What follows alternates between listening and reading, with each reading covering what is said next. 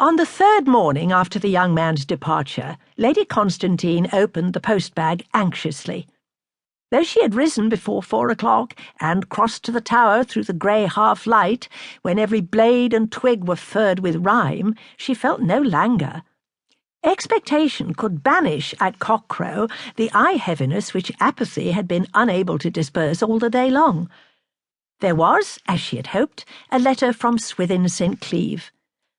Dear Lady Constantine, I have quite succeeded in my mission and shall return tomorrow at 10 p.m. I hope you have not failed in the observations. Watching the star through an opera glass Sunday night, I fancied some change had taken place, but I could not make myself sure. Your memoranda for that night I await with impatience. Please don't neglect to write down at the moment all remarkable appearances both as to colour and intensity, and be very exact as to time, which correct in the way I showed you. I am, dear Lady Constantine, yours most faithfully, Swithin St. Cleeve. Not another word in the letter about his errand. His mind ran on nothing but this astronomical subject. He had succeeded in his mission, and yet he did not even say yes or no to the great question, whether or not her husband was masquerading in London at the address she had given. Was ever anything so provoking? She cried. However, the time was not long to wait. His way homeward would lie within a stone's throw of the manor house, and though for certain reasons she had forbidden him to call at the late hour of his arrival, she could easily intercept him in the avenue. At 20 minutes past 10 she went out into the drive and stood in the dark.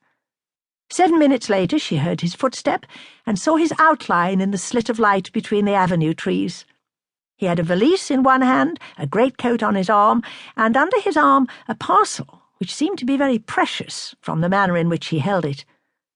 "Lady Constantine?" he asked softly. "Yes," she said, in her excitement holding out both her hands, though he had plainly not expected her to offer one. "Did you watch the star?" "I'll tell you everything in detail, but pray, your errand first?" "Yes, it's all right. Did you watch every night, not missing one?" "I forgot to go. Twice," she murmured contritely. "Oh, Lady Constantine!" he cried in dismay. "How could you serve me so? What shall I do?" "Please forgive me. Indeed, I could not help it. I had watched, and nothing happened, and somehow my vigilance relaxed when I found nothing was likely to take place in the star. But the very circumstance of it not having happened made it all the more likely every day. "Have you seen—" she began imploringly. Swithin sighed, lowered his thoughts to sublunary things, and told briefly the story of his journey. Sir Blount, Constantine was not in London at the address which had been anonymously sent her. It was a mistake of identity. The person who had been seen there, Swithin had sought out. He resembled Sir Blount strongly, but he was a stranger. "How can I reward you?" she exclaimed when he had done. "In no way but by giving me your good wishes in what I am going to tell you on my own account." He spoke in tones of mysterious exultation. "This parcel is going to make my fame." "What is it?" "A huge object-glass for the great telescope I'm so busy about. Such a magnificent aid to science has never entered this county before, you may depend."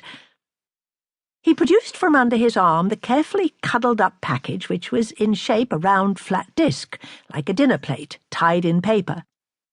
Proceeding to explain his plans to her more fully, he walked with her towards the door by which she had emerged.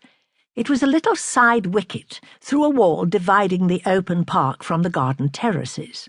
Here, for a moment, he placed his valise and parcel on the coping of the stone balustrade till he had bidden her farewell. Then he turned